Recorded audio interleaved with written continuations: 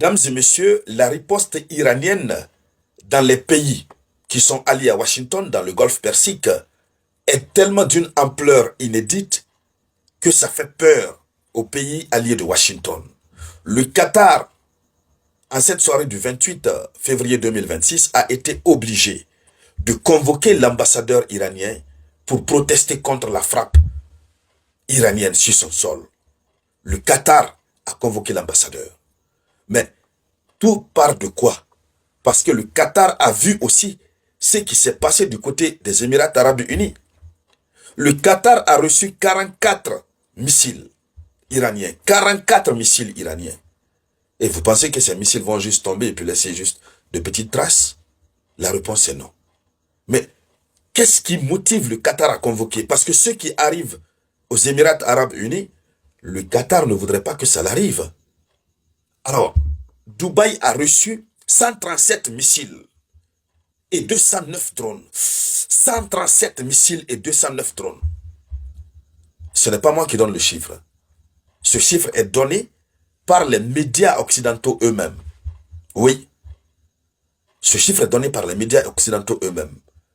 Alors, ces médias qui donnent les chiffres, qui sont censés cacher les performances iraniennes, même si l'Iran a frappé proprement ou a fait quoi, ces médias ne donnent pas. Ils préfèrent cacher pour montrer ce que l'Amérique a fait. Parce que c'est ça leur ligne éditoriale. Mais en réalité, lorsque vous les voyez donner les chiffres, ça veut dire que ça les a dépassés, ils ne s'attendaient pas à ça. Donc, le Qatar a convoqué. Et parallèlement, en cette nuit, ce qui est en train d'arriver à Tel Aviv, c'est grave. Alors, allons-y dans plus de détails pour mieux comprendre comment les alliés régionaux sont en train de souffrir de la promesse de l'Iran. Et ouvrons une petite parenthèse toujours par rapport à la situation de l'ayatollah Ali Khamenei. En tout cas, l'information est diffusée partout. Il a été envoyé au repos éternel. Mais nous attendons toujours la confirmation des autorités iraniennes. L'information est donnée, ils ont confirmé, même les médias occidentaux qui disaient qu'il aurait été envoyé au repos éternel, ils disent désormais qu'il a été envoyé au repos éternel. Depuis la matinée, nous attendons la confirmation des autorités iraniennes. Et du côté de l'Iran, on a vu quelques courtes vidéos où on voit des jeunes qui sont sortis célébrer l'envoi au repos éternel de l'ayatollah Ali Khamenei, selon ce qu'on a appris. Et il y a même un groupe de jeunes qu'on a vu qu'ils ont démoli, qu'ils ont fait tomber un monument à l'effigie de l'ayatollah Ali Khamenei. Donc, c'est normal. Tout le monde ne peut pas aimer le régime. Même en Iran, il y a l'opposition. Il y a des infiltrés, il y a des gens qui ont été manipulés par les Américains. On se souvient encore les protestations qui ont eu lieu. Donc, sur ce point-là, que ce soit confirmé ou infirmé, là n'est plus le problème.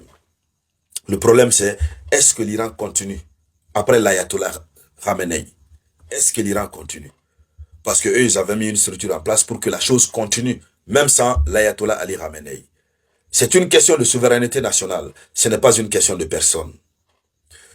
Alors, allons-y dans plus de détails. Il y a eu 8 blessés, dont un grave dans une frappe iranienne au Qatar. Selon les informations, 8 personnes ont été blessées dans les attaques iraniennes menées ce samedi à l'aide de missiles et de drones contre le Qatar, qui ont également endommagé un système de radar sur la base militaire américaine d'Al-Udeid, près de Doha. Donc, le système de radar de la base américaine qui a été endommagé, ça veut dire que l'Iran a fait fort. Il faut être très clair. L'Iran a fait fort. Où était donc leur système de défense, Patriot, THAAD et autres? Jusqu'à ce que le radar, le système de radar qui défend la base d'Al-Udeid a été endommagé. C'est le mot qui est utilisé, endommagé. Sinon, la vérité, c'est que ça a été détruit. Ça, c'est clair. Donc, le Qatar a été visé, pas aurait, mais a été visé par 44 missiles et 8 drones. Voici ce qui a été déclaré par un diplomate s'exprimant sous couvert à l'AFP, Agence France Presse. Agence France Presse. Voilà. Donc, c'est un diplomate qui donne l'information. Donc 8 blessés, dont un dans un état critique. Ça, c'est au Qatar. La plupart des attaques ont été interceptées. Mais un système radar à longue portée a été touché lors des salves et endommagé. Voici ce qu'a ajouté le diplomate. Donc, ça veut dire que l'Iran a réussi son coup. Là où l'Iran est désormais, même si l'Iran tombe, mais l'Iran a réussi une bonne partie de son coup. On sait tous, dès le départ, que l'Iran n'est pas plus fort que Washington. Et surtout, Washington uni avec Israël. L'Iran n'est pas plus puissant. C'est vrai que l'Iran a des alliés qui sont forts, qui sont puissants, qui le soutiennent.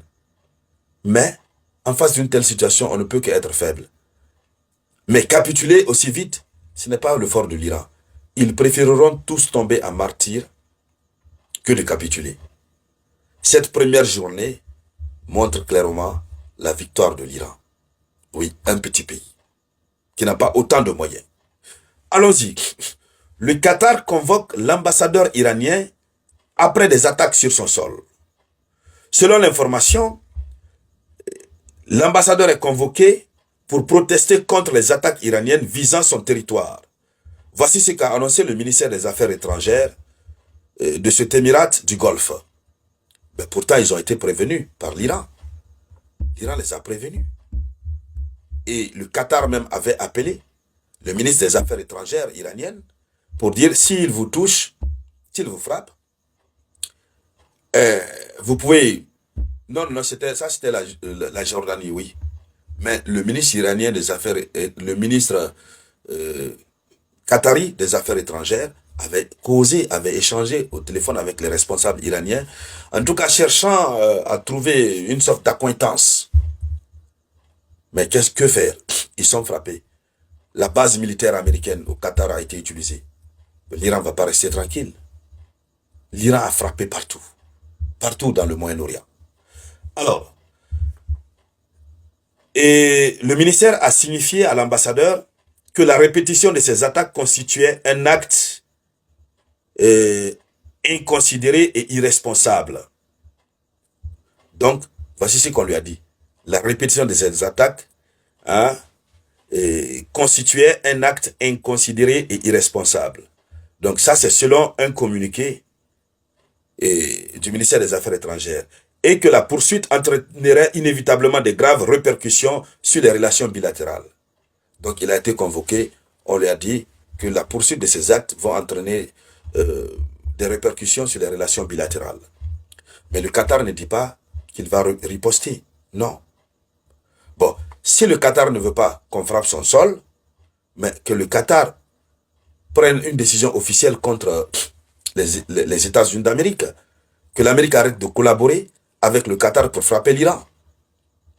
Alors, là de ce côté, le Qatar a fait une démarche officielle.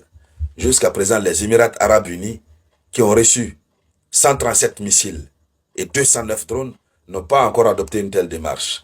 On va continuer de suivre cette affaire et tout ce qui va en découler, on reviendra en parler. Merci à toutes et à tous. Je vous reviens tout à l'heure par la grâce du Tout-Puissant avec de nouvelles actualités.